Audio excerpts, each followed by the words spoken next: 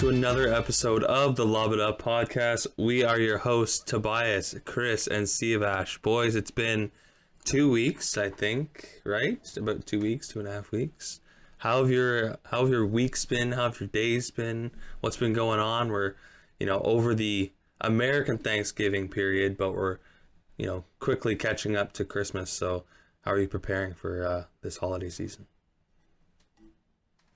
Let's go ahead. Okay. We got to figure out a system to do this. Usually you throw it up to us. Alternating because I'm pretty sure the last episode I started off, so I'm like, okay, it'd be kind and courteous to see it. But nice guy. It's a spirit of giving. It's a spirit of giving. Exactly. It's a holiday spirit.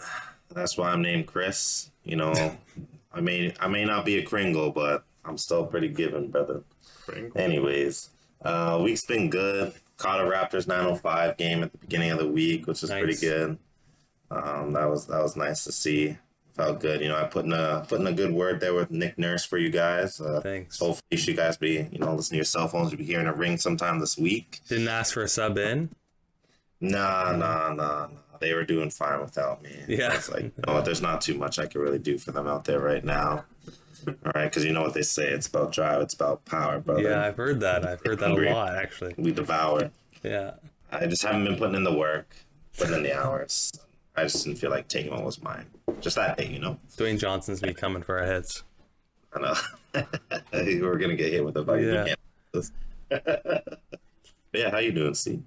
I'm doing all right, man. Just been, busy as always. Just trying to, watch as many games as I can every night. But as always, there's not enough time for all of it. I do want to say, I'm happy that we now have a Raptors correspondent in the house, my guy Chris. And, this past 3 weeks has been busy. And my guy Tobias, I texted him a few weeks ago. I'm like, man, what you doing? He's like, catching flights, not feelings. And then he turned out in BC. What's going on, man? How was BC? It was good, man. Honestly, just went for a little vacation, just for a little 5-day bender. Honestly, turned into quite an expensive trip, but it was fun. I loved it and got some Clippers merch while I was out there. I thought about jumping across the border and going to watch some games, but didn't end up doing that. Seattle doesn't have a team. No, I know. Yeah, that was the unfortunate part. Can you imagine you stroll over and you just watch a Supersonics game? Like, it's back in the old days when KD is there, a young KD. That'd be so sick. Or even way back, Gary Payton and Sean Kemp. That would have been pretty cool as well. But speaking of past events, 17 years ago, when we're recording this today on Thursday, on the 9th, do you guys know what happened 17 years ago today in the NBA? I do not. 2004, the 9th of December. It was early in the season, 2004, 2005. Mm-hmm. MJ retired?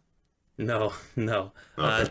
T-Mac scored 13 points in 33 seconds. I saw that post on Twitter today, and I before we got into the meat and potatoes of the episode, I wanted to ask you guys, I think there's a handful of players probably in the NBA right now that could do that. Very, very small and skilled handful of players, but who are some of those names that would come up for you guys when I'm talking about scoring 13 very important points in the last 33 seconds of the game to win the game? Who is that guy for you in the NBA today? Chris, I'll let you go. James Harden before strip club. James Harden. Okay. Before, okay. Not after. Man, honestly, I don't think the list is that short. Really? There's a ton of players in the league today. 13 points though in 33 seconds. I'm gonna say probably easily. You got Curry could probably do it. Yeah. Probably KD could definitely do it. I agree. You could probably get. Let me see. I'm just trying to think of all the teams, because you could realistically probably pick somebody from every team. Like Luka could probably do it. Pascal can't do that, bro. Pascal, no. I don't know. Maybe Freddie. No. Freddie because they would have to be able to shoot the ball. I'm saying, the first thing they need to be a three shooter. They need to be a three shooter. And that's what I'm saying. Freddie can hit. Freddie, I think he's sitting at 5th or something, or 4th for 3-pointers made this season. I'm having the same thought. I think whenever I was initially thinking he's at 77, this, tied with somebody else. But 13 points. It sounds like just a little bit. in 33 seconds, but when you actually break it down, like, they get the ball back. You have to get the ball back away from them. So the ability to get 13 points in 33 seconds, it's really hard. Very hard. So, like, but that's where it relies, like, on your team, too, as well, because your team's got to be playing, like, putting the clamps down on them just to get the ball, or you got to be trying to force those mistakes. Yeah. All right, so. Yeah, that's true. So I agree. Steph Curry, James Harden, before strippers, KD, but I think, it definitely, the skill set comes down. You need to be able to shoot the ball for sure to be able to get that lucky. You gotta be a shooter. Interesting stat by our guy Chris. Fred VanVleet is tied for 7th with 77 3-pointers made. Mind you, the third place, my guy Lonzo, is at 79 3-pointers. And then Buddy Hield at 88. And my guy Steph Curry, obviously, 132. Wow. That's almost double of his competitors at number 3 and 4. But that's crazy. That's absolutely crazy. But my guy Lonzo, I didn't imagine Lonzo being that high. It's impressive, especially because there was some concerns about his shot coming into the league as well. Obviously, he basically rebuilt his whole shot, so it's good to see him shooting the ball and firing on all cylinders. All cylinders, brother. Okay, do we want to move into a bit more of the fun content of the episode? So we'll start with the draft. We'll bring back the draft for those that are lifelong listeners, almost yearly, almost to the point here, listeners of the Lob It Up podcast. We love our drafts, whatever it be, whether it's, the top power forwards of all time, whether it's, movies, Air Bud, whether it's whatever it is, both leisure Space Jam 2 and actual basketball knowledge. We like to bring the draft. We think it brings, a good switch up in the podcast. So this one, we're going back to another fun, lighthearted one. We're going best sports video games of all time. There are no parameters on this. We never said it has to be just Xbox. Never said it has to be just PS4. It could be on, the PC. It could be, arcade games. Like, it doesn't have to just be basketball. It can be all different sports. So what was the draft order last time? What was the last draft we did? It was a recent one. We only did it a couple episodes ago. I just can't remember. Pretty sure it's C. C is up to go first. Okay. Am I? This time. I think so, yeah. What was the last draft we did? I don't remember. I think actually it's live on the spot. Because I've gone first. What was it? Once. I'm going to look at it right now, live on the spot. I think it was the one we did where we were picking people that we want to be in a fight, like the all-time striking. I think that's correct. Yeah, I'm pretty sure that was Tobias went first. So by now, no, you went No, first. I didn't go first because I was scared you were going to take Ron. It was Chris first, then it was me. Sorry, it was Chris, then Tobias. Oh, I did go first because I stole your boy James Johnson. You did. Well, look at us live working this through on the draft. So that's what we do. Chris, I have to cut all this out. You will go. You can leave it in, whatever. Chris, you will go last, right? Okay. Seabash, you will go first, correct? I can't remember because what did I go? You went second. So then maybe I'll let you go first. Okay, I'll go first. Yeah, I'll go second. Okay. Wow. First. Man, when you do a snake draft, back of the bus. When you do a snake draft, it's hard, man, because you have to have a pick that's above all else, or you're basically gonna miss out on a bunch of picks.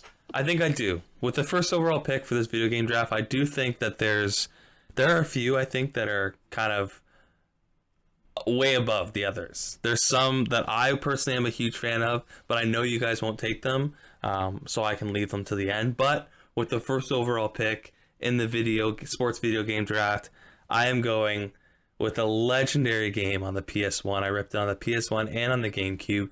Give me NBA Street Volume 2. Sickest game, bro. So clean, bro. Great soundtrack. You got like a Julius Erving copycat. You got an AI copycat with Bonafide and Stretch. Love that game, man. So sick. So sick. Great pick. Yeah. It's on my list. But now I'm glad I went second.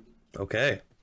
Because with the number two pick, with my first pick in this draft, I'm going with NBA Jam. Oh, that's another classic. I can respect that. I didn't play that much, but I can respect that. NBA Jam. You had an AI lookalike. Mm-hmm. They actually had AI in the game. Mm-hmm. They had Dr. J in the game. True. Yeah.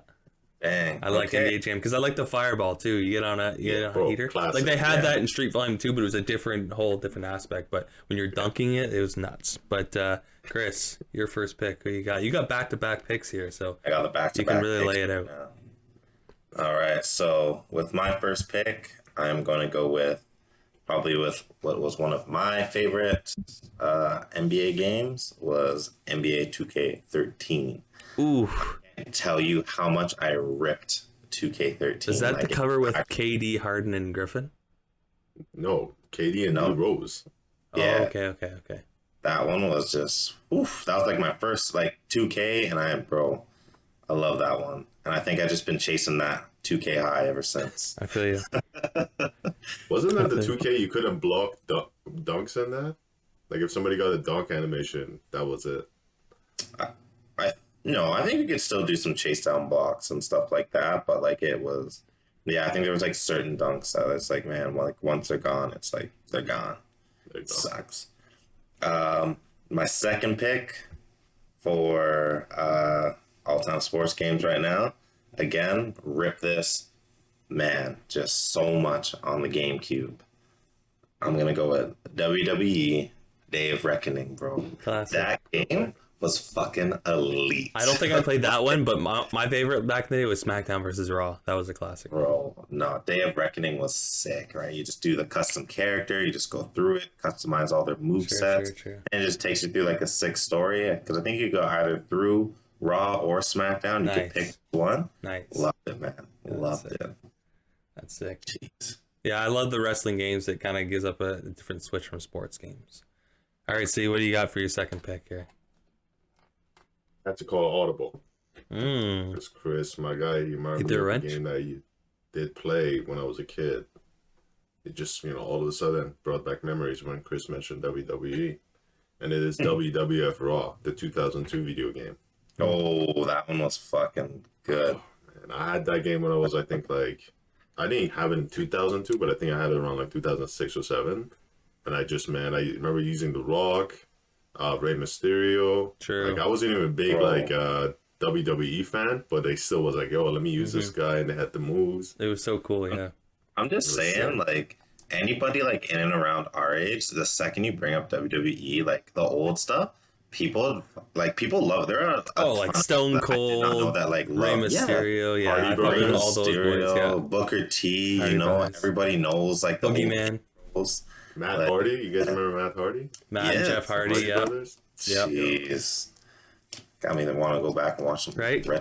I have a few, and then every so often, every couple of years, I'll download the recent WWE game. I'll play it for a couple days, and then I get tired of it because it's not the same. It's not the same as they're not the same. Remember it. It's not the same as the nostalgia of the game when you once played it.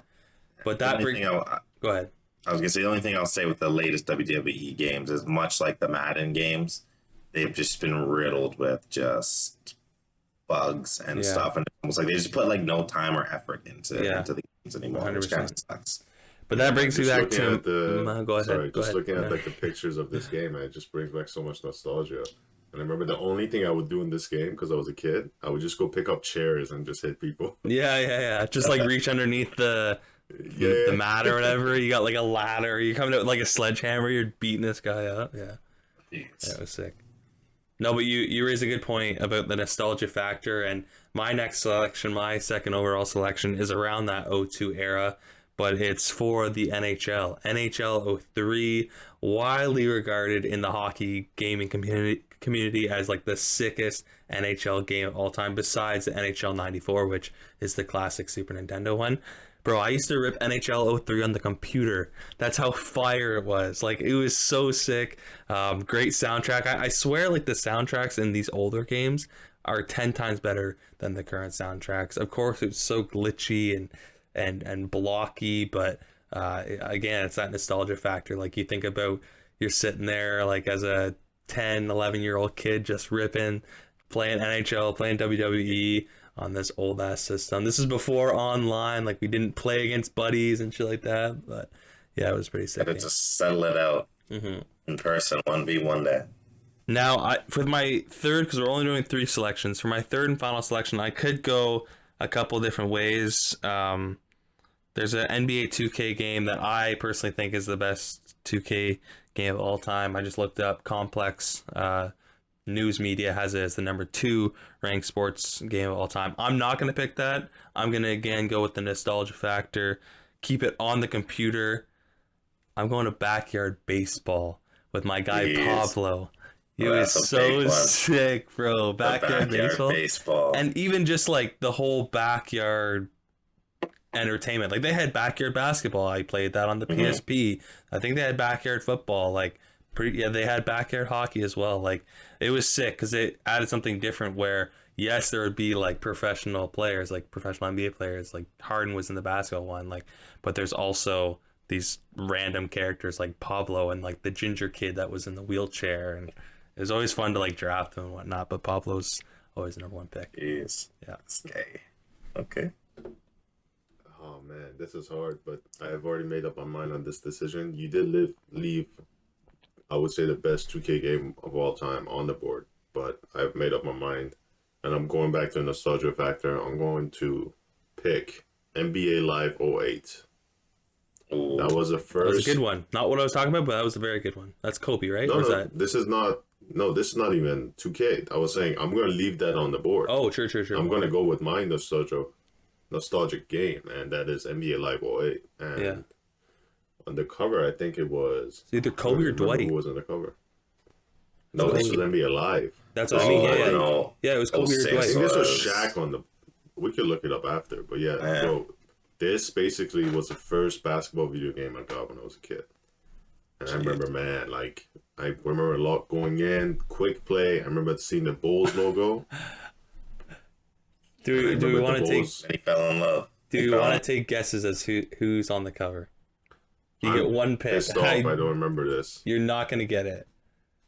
Like me saying you're not gonna get it is gonna help you, but you're not gonna get it. Who's your pick? Amari Stoudemire? Nope. Chris, who's your pick? Oh no, I know who it is. Fuck. No, Dwayne Wade was 06. Who is it? Wait, I'll give you a hint, Chris. He was brought up in one of our drafts recently. Yeah. Let me give you another hint. Pow pow. Gun. Pow? Pow pow, gun. 00. Oh. Come on. You got it. I don't. Gilbert Arenas. Yes. Yeah, I literally searched it. I just laughed because I was like, I just started singing the song, the Rick Ross song, in my head. True. Because he has a bar about Gilbert Arenas talking about bringing out shooters. Oh my God! They gave him the why? Come on, man. He was nice back then. Yeah, he was big time. He was big time back then. Did he go off in 08? He was big time back before that. Yeah, it was like giving Dame Lillard 2K21 cover. Maybe in 10 years, people are going to be like... very good comparison, actually. That's a very interesting comparison.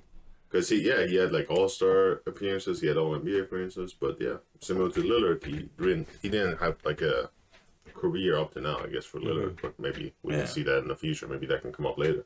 Yeah. But yeah, man, that was a game I remember logging in. I remember seeing the Bulls logo. I had seen it before, and I was like, oh, that's the logo I like. Yeah. I remember looking at it, it says Chicago. I was like, my uncle's in Chicago. Oh, true. Okay. That's my team now. That's how you hitched your wagon to the Chicago Bulls. Okay. Man. Wow, I remember seeing the logo on somebody's jacket when I was a kid. I was like, I love that logo. Cool. Yeah, it is a clean logo. Yeah. The origin story of Steve Nash and the Chicago Bulls. NBA Live, baby. I love That's a villain story right there. All right, Chris. Story. Final selection. You get the final pick in the draft. Who do you got? Man, it's tough. Only 3. I should have done 5. I got a lot of good ones here. I'm going to say I got a couple honorable mentions. So we got Fight Night Round 3, Elite Boxing Game, Elite, Forza Horizon 3. It's a little bit more of a recent game, but that has probably set the bar. That is like the gold standard now for open world racing games. But the game that I'm going to go with, it's a classic game. People still rip it today. There are constant arguments over who is this, who is that, who is better. You can't touch me here, can't touch me there. I'm going to go with the Wii Sports. Wii Sports Resort, bro. That is such a strange pick. I did not see that one coming at all. Bro, on my list. Still ripping bowling. Everyone talks shit about you can't touch me in tennis. Everyone says you can't touch me in baseball. Yeah. You can't touch me in this. So it's like the guy in boxing. Yeah, boxing too, bro. That one. That's the only game that I could throw hands with my 70-year-old grandma. I feel okay about it. That reminds me, the Wii was such a like sick console for its time too. Like sick. I remember there was an NHL game where like you literally used it as like a stick, like you used the controller. That's a Wayne Gretzky one, I think, wasn't it? It was so sick. You mentioned a couple honorable mentions. I just want to touch on a few of mine. Massive one. It gives you the snowboard SSX Tricky. SSX Tricky, bro. Yeah, it's so sick, bro. The snowboard. Actually, no, you can't. You can't take it now. Yeah, it's you over. know what? Let me take out Day of Reckoning and throw in SSX. It's over, bro. You don't get that. Bro, no, SSX Tricky. Yo, my girl Kaori. Bro, oh my god, I was sick with her. And Madden 05 as well. Madden 05 was probably the sickest. Madden 05 was sick too. Yeah. Was that back in the day too? In Madden, you can unlock those special teams and stuff. Like I remember there would be one. My boy would always rip like the mummies, and everybody was just maxed out 999. It's like, and you're like, I think Madden 05 was the first one where they had like the sideline interview where they would actually like have. That was a big game changer game for Madden, for EA actually in general. But some of mine was Wii Sports was on there. 2K11. Yeah, that's what I was talking about. That's the greatest 2K game of all time. But and those challenges for MJ, where you had to do the flu game, and then you had to do like the so sick, bro.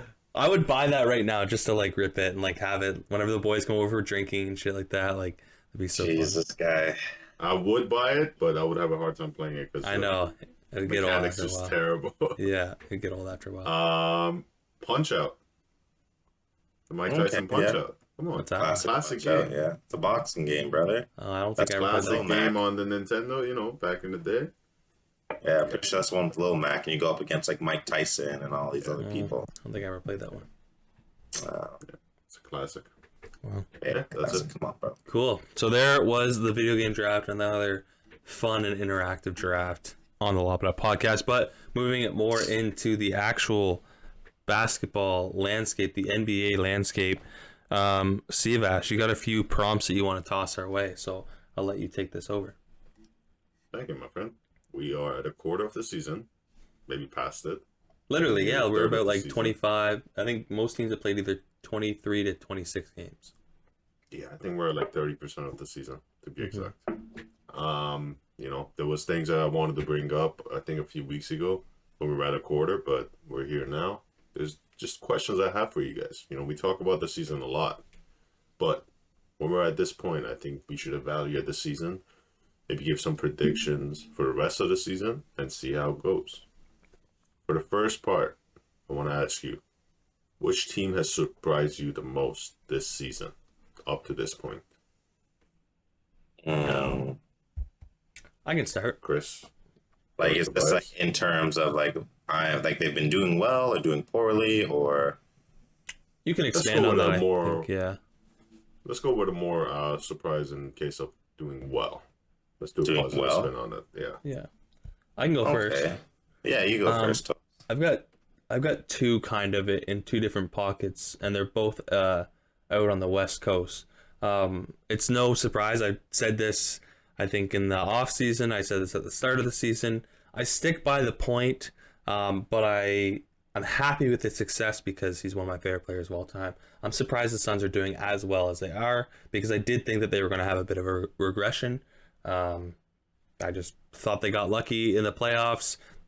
We don't have to go through all that again, but you know what I mean. The other team would be the Memphis Grizzlies. They currently sit fourth in the West right now. For the past couple games or a couple games ago, for like one or two games, they didn't have Ja, and they were a very, very dominant team. They set that record, that 70-plus point spread on OKC. Of course, OKC didn't have Shea there or Josh Giddey, but nonetheless, they've been performing well, and all their pieces, even a guy like Jaren Jackson Jr., has been stepping up and playing his part as well. So those are my two teams that I think have impressed me so far this season. Okay. Going off of that, I'm gonna say I had the Washington Wizards, bro. Like, I was actually very, very impressed with how they started off the season. At some points, they were like leading the pack in the East. A lot of people have been sleeping on Kuz. Kuz has been hitting some, big game time shots. Been playing well lately. So, and I think they got things firing on all cylinders. And then, if I'm gonna head over to the West. Actually, no, I can't even be surprised with the Memphis Grizzlies, bro, because I've been a Memphis Grizzly guy. But even in terms of where you had them in your predictions at the start of the season, I had them lower. I definitely had them lower for sure. But I am surprised with them because like they have been playing like phenomenally. Like Ja, when he is playing like a guy who is, I'm that guy. I've been in this league. Like, put like respect on my name, and like I'm gonna be doing big things. So that's why I just love watching the Grizzlies. Love watching them play, especially when Ja's playing. Yeah. To jump on your Washington, I'm glad that you gave a shout out to Washington. I think it was in the lost episode actually, but I'm not surprised by Washington. I did think that I think losing Russ and gaining what they did in exchange for Russ allowed them to be, like I said, a deeper team, a more complete team instead of basically very backcourt heavy. I like the addition of Dinwiddie. I'm a big Dinwiddie guy. I like Kuzma. I like Harrell. Obviously, Harrell played for the Clippers. They got a lot of role players in that made their roster a bit more fluid rather than just having Russ and Bradley Beal in the back. But yeah, I agree. I do agree with the Wizards. I think Wes Unseld Jr. should get some credit here. The team, the roster changes does affect it, but Chris. I had to, bro. They're doing some fuckery back there. All right. Getting away from Chris's Cats. Yeah, I think, the defensive mindedness that this coach has brought to the team is impressive. My first pick for this answer is going to be the Cleveland Cavaliers. I think we all had them around the 11th seed. Yeah. And to be honest, the roster just didn't make sense. But Evan Mobley has brought a lot to the team, including just a defensive mindedness that they didn't have before. When you look at the roster, Jared Allen and Evan Mobley are players that can shut down the paint. On top of that, Colin Sexton can bother players on the perimeter. And you got a guy off the bench by the name of Ricky Rubio, who I thought he was a bum, but he comes to the Cleveland Cavaliers, and now he's looking good off the bench. Well, and that's the thing, too. Colin Sexton, is he not injured right now? I'm pretty sure he's out for the rest of the season. Yeah. I believe he's out for the rest of the season. Even with that, there was a few games that Evan Mobley missed as well, and they almost went I think they didn't win a game throughout that time. Yeah. Like their last 10, they're 5-5, and just to jump on your point, like they're staying afloat without Colin Sexton. He's not a huge contributor to the team's success, but he obviously does play a big factor in terms of a guy like Nwaba off the bench or whatever. So I actually do think like offensively he sucks, but but defensively 100%. Remember, I forget who he played for. I think it was Alabama. But when they were in college, like they played like 3-on-5. Like, and they all it's like what? I've never seen that before in my life. But Colin Sexton, like he was that dude. Like he shut them down. So crazy. Man, there was a mixtape back in the day where they used to play these like All-American teams, and him and Jalen Hands used to go back at it. Jalen Hands was a huge name coming out of high school. Yeah. And I remember just watching those guys go at it, and everybody would have thought that Jalen Hands was going to be the guy. Now he's, I think, on the G League team and with the Nets or something. But still, like, to see Colin Sexton come out and be the 8th pick, and now he's a decent name in the league. He has some respect on his name. I think it's impressive.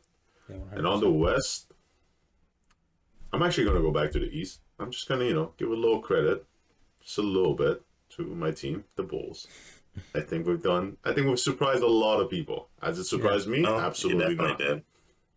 But I think a lot of people coming in, I think Tim Bontemps was a big voice in that, where he was saying they're not even going to make the play-in tournament. That's disgusting. Like, that guy's a joke. I remember when you sent that, I was like, that guy's he's an idiot. I would never listen to anything he says for the rest of my life. Like, he's a great reporter, but he has actually taken it back. He's like, yeah, I was wrong. Yeah, but that was just like, I was just looking at the East is pretty strong now, but to look at it and say they wasn't gonna make it, that he was wrong. Yeah, he was definitely wrong. But yeah, I was a fan of a lot of people. I was a fan of the Bulls last season, like through the halfway part of the season, whenever they got Vucevic. I liked that acquisition for Vucevic, but obviously it took time for them to get the chemistry there.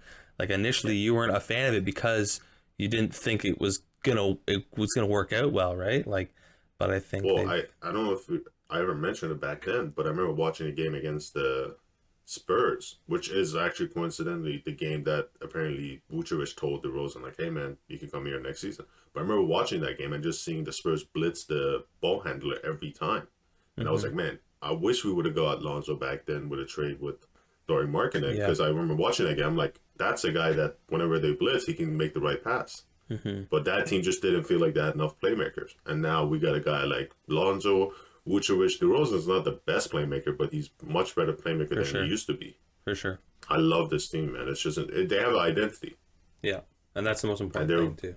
And they got a good defense going on. You know, Alex Caruso, he's out, I think, for some time now, but he is just incredible. I never got the hype about him back then, but watching him now, isn't Caruso like leading the league in like steals or something? Steals, yeah. And if you watch him, he's just a menace, man. This guy just goes everywhere. Defense, I would never want to play like somebody who's playing like defense like Alex Caruso. Like, it would just frustrate me to no end, bro.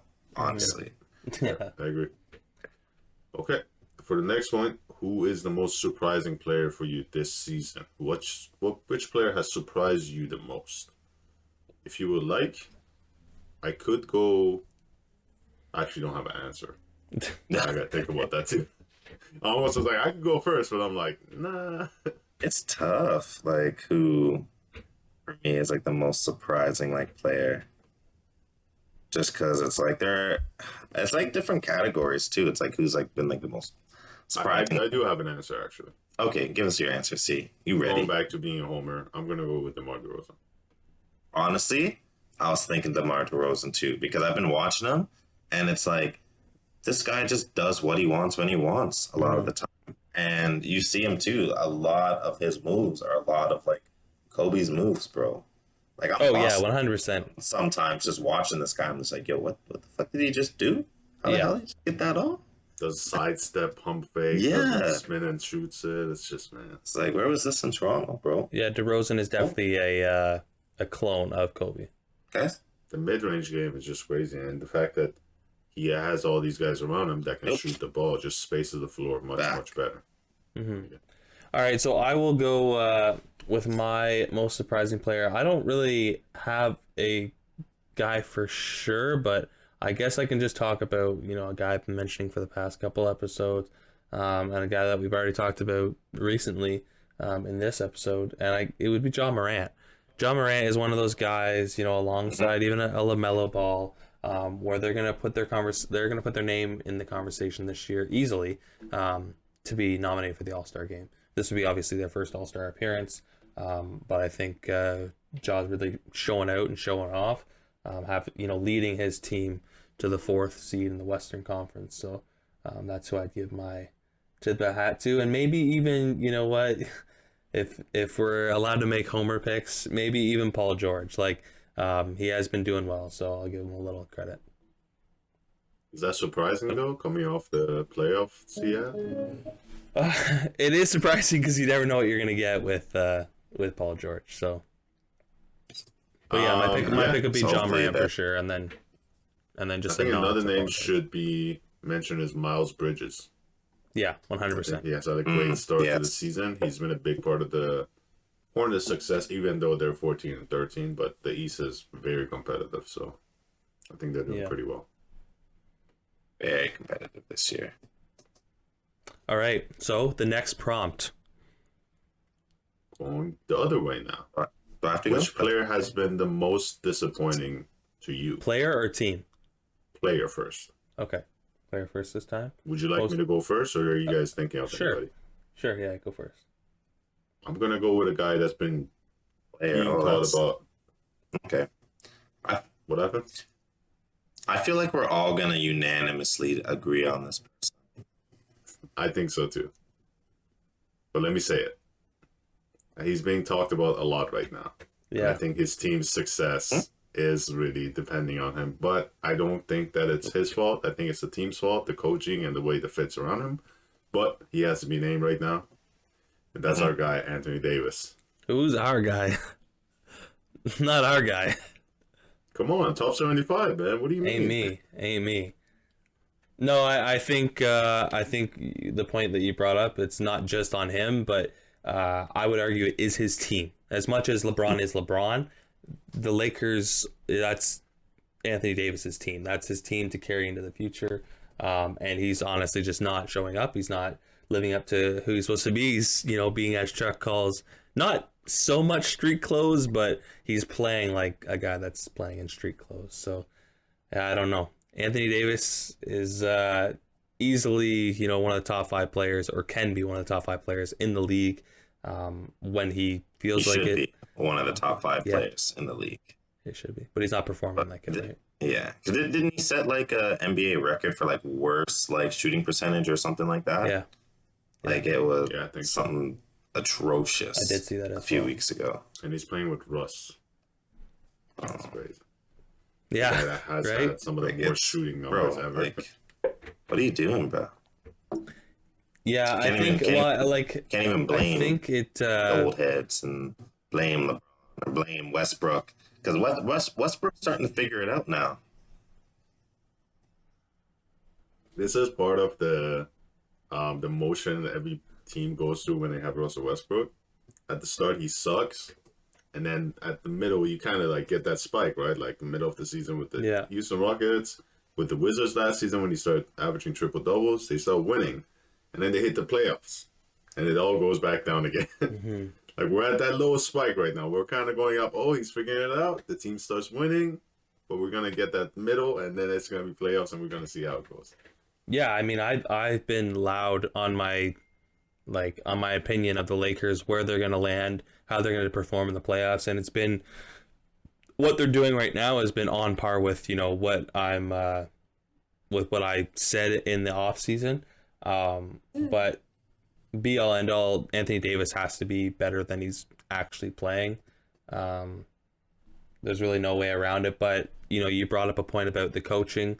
That does have an effect on it. I saw one tweet by a NBA reporter where they were saying in one play, Ty Lue, when they were playing the Clippers, in one play, Ty Lue totally changed his defense, the offense or the defense, because of what the scheme that Frank Vogel was, presenting and throwing at the Clippers.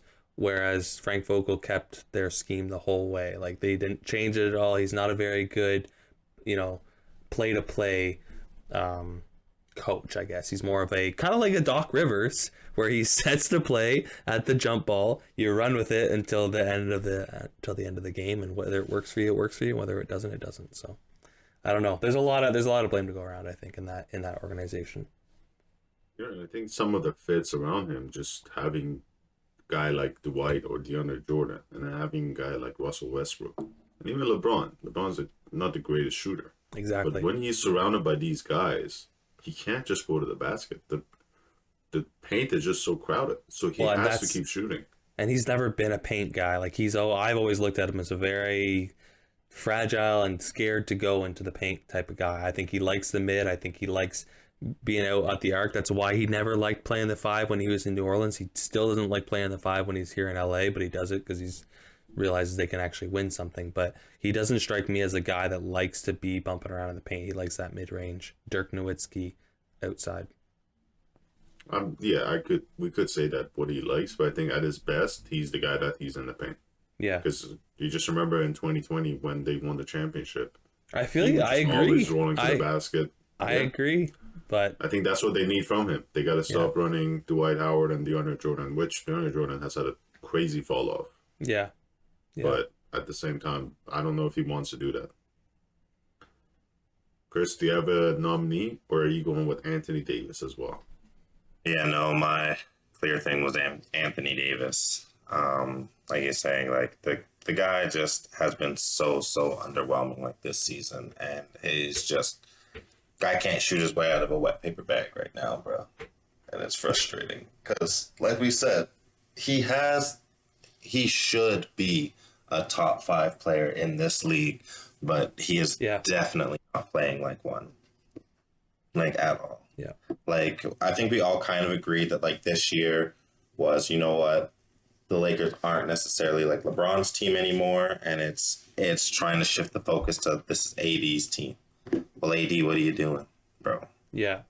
And this is a guy, too, that I said when we did our power forward draft, or maybe it was a different conversation we were having, but I said, like, if this guy wins another chip, like, this year or even in the next year, like, I'm starting to look at him like, oh, shit. Like, oh, no, sorry, that was Giannis. My apologies. But same sort of thing. Like, if Anthony Davis wins another championship or a DPOY, like, we're starting to talk about, like, where does he fit all time as power forwards? But if he's, you know, hot and cold like this, if there's no consistency, it's like, how do we really like value as an all-time player? I think it was already blasphemous that he was on the top 75 in the ratings. I mean, the fact that they had him in there just off of one championship and a few All NBAs, I think it's disrespectful. Yeah, I think they were going off potential as well. Like I think they're very high on him, but it is what it is. So now, do we want to go on to the most disappointing team? Is that the next category of discussion? You have a good sense. We're going towards that direction. Maybe we'll go off something off after that. But go with that. Do you have a most disappointing team as of right now? What team has disappointed you the most? I guess I would probably say the Portland Trailblazers. The Portland Trailblazers are interesting because there was a lot of talks about the Portland Trailblazers and potential trades and the players on their roster coming into this season. You know, CJ for Ben Simmons, or, you know, does Dame go in that deal? Does Dame and Joel end up in Philly? I heard stuff about Dame going to the Lakers. Like, I've heard stuff about Dame going to New York. All this stuff, and obviously Dame shuts it all down. But they're sitting at 11 and 15 right now. They're in the 11th seed in the West. They're behind the Kings and the Timberwolves, two teams that have been in the basement of the Western Conference for the past 5 years. The Portland Trailblazers, I think, are one more losing streak away from making a trade. I don't think that is with Damian Lillard. I think that's with CJ McCollum. I think if they can move CJ for Ben Simmons, they should do that in a heartbeat. I think that'd be a great combo, having Dame and Ben Simmons. And looking at it right now, and it looks like the Portland Trailblazers are actually on a 4-game losing streak as it is. So that's my team. Well, doesn't CJ have like a collapsed lung, or had a collapsed lung, something like that? So he's out for a little bit. Yeah, he's been out as well. Sure, so he can't be traded. Yeah, but then I think he said he didn't want to be traded. He wants to stay in Portland. Well, that's nice. A lot of players that want to stay where they are, they don't normally stay where they are. But yeah, I think I heard that last night during the broadcast as well. You know, it's hard, man, because think about it. What would you do? They just fired their GM of 10 years. Yeah, they're in a lot of stuff. Yeah, there's a lot of stuff. And they had Chauncey Billups just hired recently, and he was calling out his starters. He was saying how the bench has been playing better than them. It's a lot going on in Portland. You know, what can you do? And, you know, there's reports of Dame wanting to play with a defensive-minded forward. And he said Ben Simmons, Jaylen Brown, and then somewhere in there, I don't know why he said Aaron Gordon. I didn't get that part of it. But you know, I don't know. Dame's on his own mindset, but I don't know. But listen, I just don't know what they would do. Even if he trades CJ, what is that going to do? If you bring a guy like Ben, I do think Ben can improve their chances because he can facilitate the ball better than CJ. But at the end of the day, this team, where is it going next 5 years? Yeah, they're in a weird spot, and their biggest issue on their team has been defense for the past couple of years, and it's just like they haven't addressed it at all.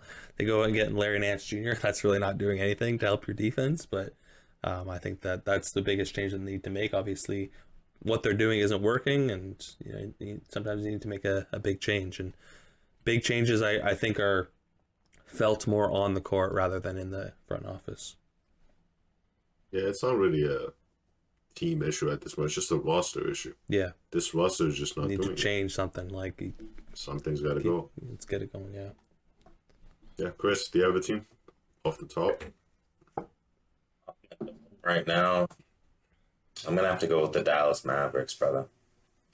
I need them to do better. Interesting. I am not losing this bet to be biased. So I need them to hike their pants up and just fucking get it. What's bothering you about? I think like the last 10, they're 3-7 or something like that. Yeah, they are. I think it is. Like, and it's brutal, bro. It's like, but you know, I don't think. I think it's like a number of things, right? You have that unicorn Porzingis, and he should be playing better. He's very, very streaky, and I'm gonna put a little bit of blame on Luka too, a little bit. You know, I don't think it should be a little bit. I think it should be a fair amount. He needs to work on his conditioning. I think he's just getting a little too tired too quick, and like he's having to like sit off for a lot of these fucking big game moments. Like, looking back, bro, it's like you got. Yeah, I agree. I think Luka needs to slim down. Like, bro. Yeah, become a little quicker, and then I think you can get more shots off. You can, man, I don't even. But he was chubby going into last season too, and then like he did clean up his act this past off season and slim down a little. But I would still like him to slim down more and put a bit more muscle on. But I think there should be blame on Luka. Like the same conversation we're having about Anthony Davis, but this is Anthony Davis's team. You know, like you wear the best of times, but you also wear the worst of times.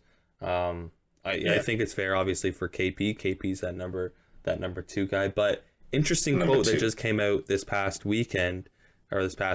Anthony Edwards. The Minnesota Timberwolves played the Utah Jazz, and Anthony Edwards is like, Rudy Gobert doesn't scare me. Like I'm never in fear of this guy when I play against him, and he's widely regarded as one of the best, if not the best, defensive center in the league. You know, all these DPOYs. He actually said he's more afraid to go against KP because KP can guard you a bit farther out. So it's just interesting that a player like that, as explosive like that, that's going into the paint a lot, is saying he would rather be guarded by or go against Rudy Gobert than KP. No, and I've been the biggest KP critic, so that was an interesting thing for me to hear. It's true, because I think KP is a little slimmer than Gobert, and I think he's a little quicker, like on his feet and stuff. And like you said, like he's gonna stretch that defense, and he's gonna pick you up a little farther out than I think Rudy, because Rudy is very much so like he's gonna pick you up like right under the basket, and he's just gonna give you problems under there, really. So. He doesn't rebound though. That's the problem with Kristaps. You're 7'3", you don't rebound. What do you? Yeah, it's like why are you even 7'3" at that point? Bro? Right, like it's like that one song about Eric Bledsoe. You're strong for no reason. You got these muscles for no reason. Like KP, you're 7'3" for no reason, bro. Like for no damn reason. Yeah, loving Eric Bledsoe is crazy. Yeah. All right, my most disappointing team. This is a team I've been hyping up for some time now, but they have very much disappointed me. Bing bong. The Knicks, man. Knicks. Ugh, I know. They're looking miserable. My guy Kemba, he's still can't run. That knee's still gone. Tom Thibodeau just coming out the gates. Yeah, Tom Thibodeau coming out the gate, just throwing everybody off, under the bus. Just saying, oh, the starters aren't doing it. I'm going to keep subbing out the starter. He's starting Alec Burks. Yeah. On as a point guard. Mm-hmm. And apparently it's working. Mm-hmm. This team's a mess right now. And my guy Julius Randle, he got the bag and he just said, fuck it. I saw a video of him trying to set picks on a play. And this man was setting picks. Like, you guys know the video of the security guard kind of checking the thing? Yeah. Just like tapping. That's how he was setting a pick. He was literally not even setting it. And I'm just like, man, he's got the Chandler Parsons syndrome. Yeah, he Chandler got the Parsons bag. signed a bag and said, see you later. Man, it's just they're not looking good. So that's a team I was high on. I called them a 4th seed. I thought they did have the potential, but defensively they're not doing what they're supposed to. Again, I still think that there's time in the season left to turn things around, and like we mentioned before, the marker in the NHL at least is usually American Thanksgiving. Then you can start to figure out what teams are. I think it's to the same extent in NBA, but I think it's more so Christmas. That Christmas game, you can start to gauge and see what teams are and who they are. So the Knicks still do have an opportunity, but we talked about Portland and possible trades for Portland with CJ, maybe Dame, what happens there. Do you think that the Knicks get to a certain point and they're like, okay, fuck it, we need to move someone. We need to move Kemba, or we need to move quickly, or even Randall, Mitchell Robinson, RJ Barrett. Do you think they get to a certain point where they're like, we need to do something to salvage our season? Chris? I don't know. I don't know. I don't think they would blow up the team, and I don't think they would do anything right now to make that change. I think they would just stay as is, brother. Because it's like they started out the gate hot, so we know that like the squad that they have, it works and like it can do well. It's just I don't know if there's other things going on behind the scenes or what. But like as is, like this team is a solid Knicks team. Yeah. That's true. I will say, starting out hot, they beat the Bulls by 1 point, and they beat the Celtics in a double OT. So I don't know if it's that hot. It was kind of like lukewarm. But I would say hot for the Knicks, though. Because like anytime you think of the Knicks before, it's like the Knicks. They're bums. Butt they were juice. bums for a few years. Yeah, I agree. Yeah. I think it's difficult for any team to make a trade right now. The trade market is really dry right now. And we're just waiting on, I think, the December 15th mark. Where the contracts that were signed this offseason are eligible to be traded. So maybe that will heat up a few things. I think they are sitting around waiting for a trade to happen. I think their name is coming up consistently when it comes to Dame Lillard. I don't see it happening. I don't think they have the right pieces, but I think they're going to be in the trade market for sure. Because one thing I do want to mention, the Eastern Conference is much more competitive than the West right now. The team, like a team like the Raptors, 11 and 14, they would be like a 10 seed when it comes to the West, or a team like the Knicks would be an 8 seed when it comes to the West. Like these are like even the Knicks. Like I'm talking about them being disappointing, and I do think they are disappointing, but they're only 12 and 13, while the team that's in the 6th seed is 14 and 11. Or sorry, even the team in the 4th seed is 15 and 11. Like you look at these wins. They could come back real quick. It's just the East is just so competitive right now. 100%. If you get a good schedule and you get on like a decent run, you can. I mean, the only team that's on a decent run right now, that's a positive run, is the Houston Rockets. But I don't think that they have any way of getting up to contention for the play-in tournament. They're still in 13th, but they are on a 7-game win streak after losing their first 15 games. That's crazy. Lose 15, win 7 in a straight. Paul Silas is a coach, I think. Steve Silas. Steve Silas, yeah. His father is Paul Silas, yeah. No, he's been, he got put in a bad position when he got the job, and then James Harden leaves and John Wall gets there, but now he's actually showing out. Very tough. With our last question for this segment is, which team do you think is going to turn it around? Coming off what we just talked about, these teams that are disappointing, which team do you think is going to be able to do what the Hawks did last season? When at the start of the season, they looked like a 14 seed, but they came out and were able to clinch the 5th seed and go to the conference finals. Which team do you think has the best chance of turning it around? I don't want to go first. I had 2 teams. Both teams are playing a lot better now. And again, both teams started off very slow. A lot of questions around these teams, like what was going on. But I think I'm going to land with the Milwaukee Bucks. They've definitely turned it around. Coming out the gates, like I know I talked about them multiple times, and them just playing like absolute butt juice for a former championship team. And it's just like what was going on, like what issues did they have. But I think they were on an 8-game winning streak there for a little bit. But I think they just lost, didn't they? Yeah.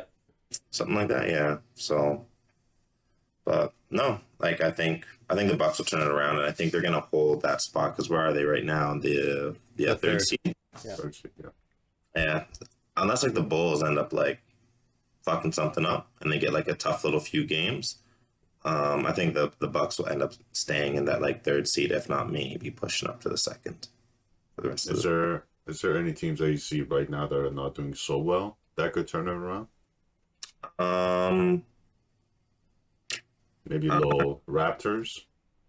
Raptors, maybe. It just depends on like their schedule, man. They got a tough few games like coming up.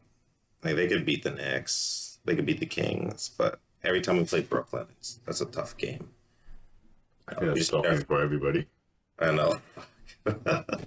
We got the Bulls. That should be easy claps. Yo, get the fuck out of here. Nobody just said that. We'll run you guys out of town, man. Okay, buddy. Okay, buddy. Come on. We're the second seed, bro.